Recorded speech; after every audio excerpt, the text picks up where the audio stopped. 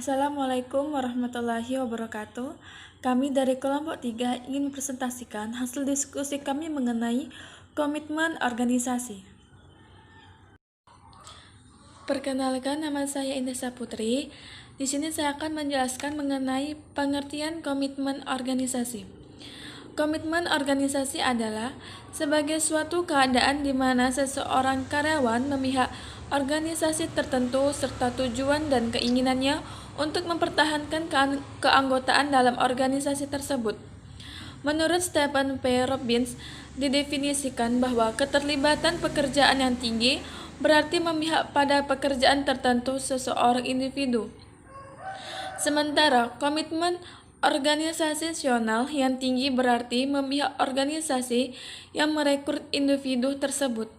Dalam organisasi sekolah, guru merupakan tenaga profesional yang berhadapan langsung dengan siswa. Maka, guru dalam menjalankan tugasnya sebagai pendidik mampu menjalankan kebijakan-kebijakan dengan tujuan-tujuan tertentu dan mempunyai komitmen yang kuat terhadap sekolah tempat bekerja. Assalamualaikum warahmatullahi wabarakatuh. Saya Pauji Bowo. Saya akan melanjutkan presentasi dari teman saya yaitu Indah Saputri. Baiklah, kita lanjut ke bentuk-bentuk komitmen organisasi. Menurut Allen dan Meyer tahun 1991 ada 3 bentuk komitmen organisasi seseorang, yaitu 1. Komitmen berkelanjutan ataupun continuous commitment. Komitmen ini mengarah kepada kehendak karyawan untuk tetap tinggal pada organisasi tersebut karena terdapat perhitungan atau analisis mengenai untung dan rugi yang mana nilai ekonomi yang dirasa dari bertahan dalam suatu organisasi daripada dengan meninggalkan organisasi tersebut. Semakin lama karyawan tinggal dengan organisasi mereka, semakin mereka takut kehilangan yang sudah mereka investasikan di dalam organisasi selama ini. Yang kedua yaitu komitmen normatif, normatif komitmen. Komitmen ini mengarah kepada perasaan karyawan yang mana mereka diwajibkan untuk tetap berada di organisasinya disebabkan karena tekanan dari yang lain. Karyawan yang mempunyai tingkat komitmen normatif yang tinggi akan sangat memperhatikan apa yang dinyatakan orang lain mengenai mereka apabila mereka meninggalkan organisasi tersebut. Mereka tidak ingin mengecewakan atasan mereka dan khawatir apabila rekan kerja mereka mempunyai pikiran buruk terhadap mereka karena pengunduran diri tersebut. Yang terakhir yaitu komitmen efektif ataupun efektif komitmen. Komitmen ini mengarah kepada hubungan emosional anggota terhadap organisasi. Orang-orang yang berharap terus bekerja untuk organisasi tersebut karena mereka searah dengan tujuan dan nilai dalam organisasi tersebut. Orang-orang dengan tingkat komitmen efektif yang tinggi mempunyai kehendak untuk tetap tinggal di organisasi karena mereka mendukung tujuan dari organisasi tersebut dan bersedia membantu untuk meraih tujuan tersebut.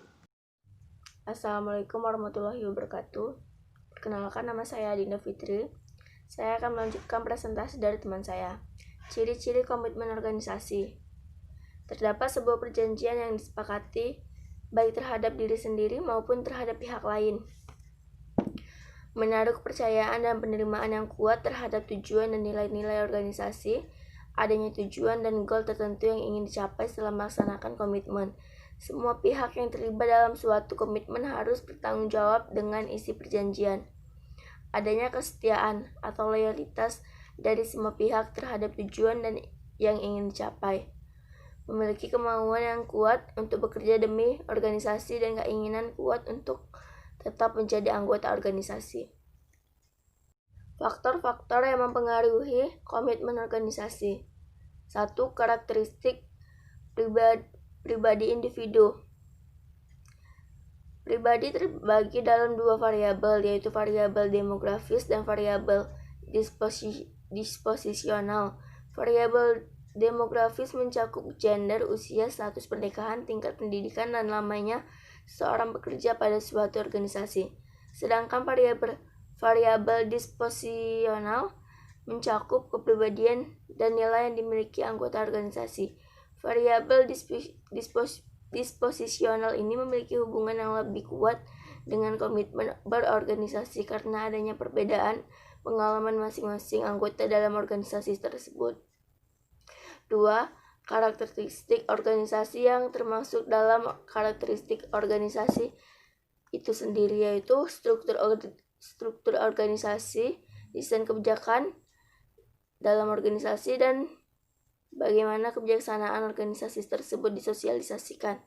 3. Pengalaman organisasi.